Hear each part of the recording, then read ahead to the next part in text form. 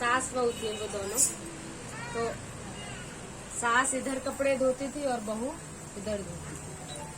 और सास इतनी वो थी कि मतलब जिससे जो कपड़े धुलवाता था उससे नगद पैसे लेती थी, मतलब पैसे हाथों हाथ, जो कपड़े धो रहा है तो पैसे चाहिए। और बहू थोड़ा दयावान थी, बहू शिव की भक्त थी, शिव गुरु को मानती थी, तो वो थोड़ा दयावान थी।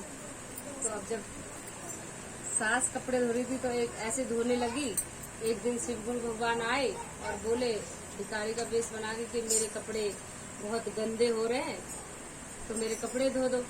तो बोली कि देखो ऐसा है महाराज, हम बिना दिए तो मतलब धोते नहीं है, पहले हमें पैसे चाहिए और हम जब कपड़े धोएंगे आपसे। तो बोले कि मेरे पास तो पैसे नहीं है। तो बोले कि जब पैसे नहीं है तो कोई नहीं, आप ऐसे ही रहो, जरूरी है कपड़े धुलवाना? कि नहीं नहीं, मुझे कहीं जाना है, पूजा पाठ करना है, सत्संग में जाना है और मेरे कपड़े मैं धुलवाऊंगा। तो बोले नहीं महाराज, हम ऐसे नहीं करेंगे, जब हम ऐसे फ्री में धोएंगे तो हम खाएंगे क्या? हमारा तो रोज का धंधा है, जब हमें देगा नहीं कोई तो हम क्या खाएंगे? तो उनका ये असूल था कि मतलब जब कोई कपड़े देता था तो तुरंत पैसे लेती थी। और भगवान बोले ये तो आप बड़ी बेजा, मैं तो साधु संत हूँ, मेरे तो धोने चाहिए। तो बोले देखो सबके लिए बराबर है, मैं साधु संत की बात नहीं कर रही हूँ महाराज, मैं कपड़े आपके नहीं धो सकती। फिर गुरुजी आगे को बढ़े। आगे एक घाट पे बहू धो रही थी उनके कपड़े। तो बहू से बोले कि हे देवी, मेरे कपड़े बहुत गंदे हैं, क्या मैं तुम कपड़े धो दोगी? अब वो बोली कि हाँ महाराज रख दो, आप पर टाइम लगेगा 10-20 मिनट जो भी है सूखने का, आप दे दो, मैं धो दूंगी कपड़े। तो जब उसने कपड़े धो दिए बहू ने और गुरुजी पहन के बोले कि कुछ वर मांगो। तो कह रहे अरे हम क्या मांगेंगे, जो आपकी इच्छा हो वो दे दो, मैंने तो आपसे कुछ बोला नहीं, आप ही बोले थे कि मेरे पास पैसे नहीं है और कपड़े दो, तो अब तो आप वर दे रहे हो। तो बोले कि अरे बेटी हम ना मतलब बहुत बड़े साधु संत हैं, मांग लो जो भी वर मांगना हो। अब उस भक्त थी शिव गुरु की तो उन्हें दर्शन दिए। तो बोली कि क्या मांगू, मेरे पास तो सब कुछ है गुरुजी, धन है, औलाद है, सब कुछ है, धन दौलत, मैं कुछ नहीं मांग रही। कि नहीं मांगना तो पड़ेगा बेटी। तो बोले कि अच्छा बताओ आप कौन हो फिर? तो उन्होंने बोला कि आपको बताने का, मैं तो बहुत बड़ा संत हूँ, महाजन हूँ। तो बोले कि नहीं, आप हमें बताना पड़ेगा कि आप कौन हो। तब उन्होंने बताया कि मैं शिव गुरु हूँ।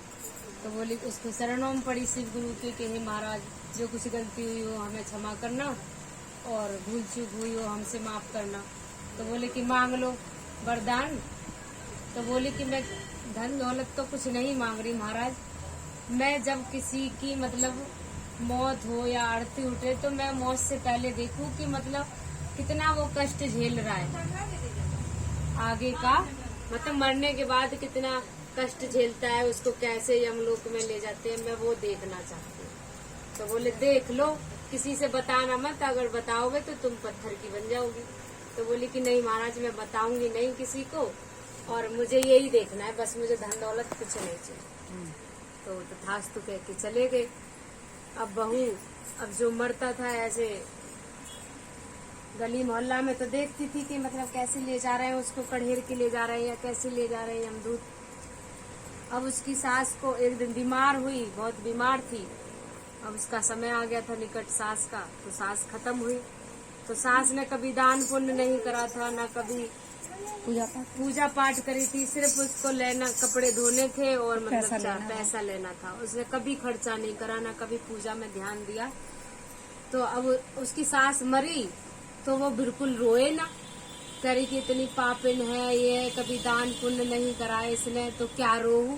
अब उसको तो दिख रहा था कि हम दूध कैसे ले जा रहे हैं उसको खचेर के, तो वो रोए ना। अब बेटा रोए, बेटा खूब रोए और बहू न रोए, तो बेटा को मन में गुस्सा आए कि अब मैं तो रोए जा रहा हूँ, मेरी माँ मरी है और ये देखो कैसे बैठी पगली है बन के, रो ही नहीं रही है। वो बता भी नहीं सकती, वो बता नहीं सकती, तो अब बताएगी तो पत्थर की बनेगी, इसीलिए वो बता नहीं सकती। तो बेटा अब उसका दाह संस्कार वगैरह सब कुछ हो गया, पर रोई नहीं वो, मतलब रोई नहीं, बहू नहीं रोई।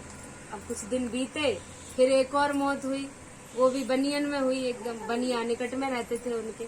अब जब बनिया ने दान पुण्य कराता, अच्छे कर्म करे थे, उसको भगवान अच्छे से ले जा रहे थे पालकी में बिठा के, तब वो खूब रोए, उसकी बहू खूब रोए। अब उसके पति को बुरा लगे कि देखो मेरी माँ मरी और तो ये रोई नहीं, अब इसका ये कौन लगता है जो अभी ये रो रही है। अब तो वो शक करने लग गया कि तेरा कोई है तो तू रो रही है। तो बोले कि किस लिए रो रही है। उसने पूछा घर आके, तू बड़ी वहां रो रही थी, मेरी मम्मी मरी तो तू ना रोई। तो बोली कि अरे तो मैं नहीं बताऊंगी, अगर मैं तुम्हें बताऊंगी तो मैं पत्थर की बन जाऊंगी। पहले तो वो बता ही नहीं रही थी। तो उसने जबरदस्ती पूछा और शक करने लग गया। अब वो शक ना, अब बताए तो बताए कैसे, दुविधा में पड़ गई। अब वो खुद बताएगी तो पत्थर की बन जाएगी, और ना बताएगी तो उसका पति शक कर रहा है कि तू उससे मतलब सेटिंग होगी। तो अब ये दुविधा, अब तो वो पति बोला तुझे घर से निकाल दूंगा कि मैं मार दूंगा।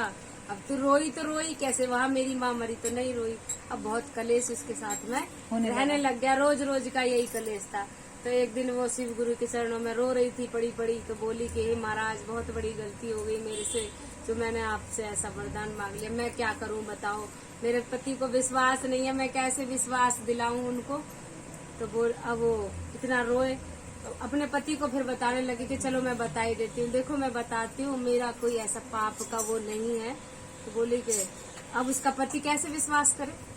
तो बोला कि हम नहीं जानते कि हमारे सामने शिव गुरु प्रकट हुए थे तो उन्होंने वरदान दिया था, अगर तू बता देगी तो पत्थर की बन जाएगी। बोलो अगर मैं बताऊंगी तो मैं पत्थर की। कहे हाँ तुझे बड़ा शिव गुरु दिख गया है, तू बड़ा पत्थर की बन जाएगी। आजकल कहाँ दिखते हैं शिव गुरु, तो बड़ी भगत नहीं आई, ऐसे करके बोला। तो बोली कि अब विश्वास तो जमाना था, उसको तो बताना भी था, नहीं तो वो पापिन कहलाती। तो बोली कि चाहे भले अब मैं पत्थर की बन जाऊं, पर अब मुझे बताना पड़ेगा। अब दुविधा में तो वो भी पड़ी। तो बोली कि ऐसे ऐसे माँ जी के पास भगवान आए थे, तो उन्होंने कपड़े नहीं धोए और मैंने धोए थे, तो उन्होंने बोला कि आप वरदान मांगो। तो मैंने वरदान मांगा, तो मैंने बोला कि मैं ऐसे ऐसे किसी का अंतिम यात्रा जब हो तो मैं उनके दर्शन करूं, उन्हें देखूं कि कैसे मतलब ले जाते हैं उन्हें। तो बोले कि ऐसे मैंने उन्होंने वरदान दिया था।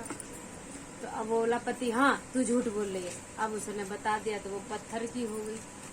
अब पत्थर की हो गई तो उसका पति खूब रोया बिलका, हे भगवान मुझे माफ कर दो, मुझे नहीं पता था, मुझे इतना विश्वास जताना नहीं आता, प्रभु मुझे माफ कर दो, अब मैं क्या करूं। अब वो तो पत्थर की बन गई। अब भोले बाबा के चरणों में उसके पति ने ध्यान लगा लिया, हे महादेव जो भी कुछ गलती हुई हो मुझे माफ करना। ऐसे करके उसने चरणों में ध्यान लगाया और सदा सदा के लिए शिव भक्त हो गया। बोलो हर हर महादेव, मैया पार्वती की जय।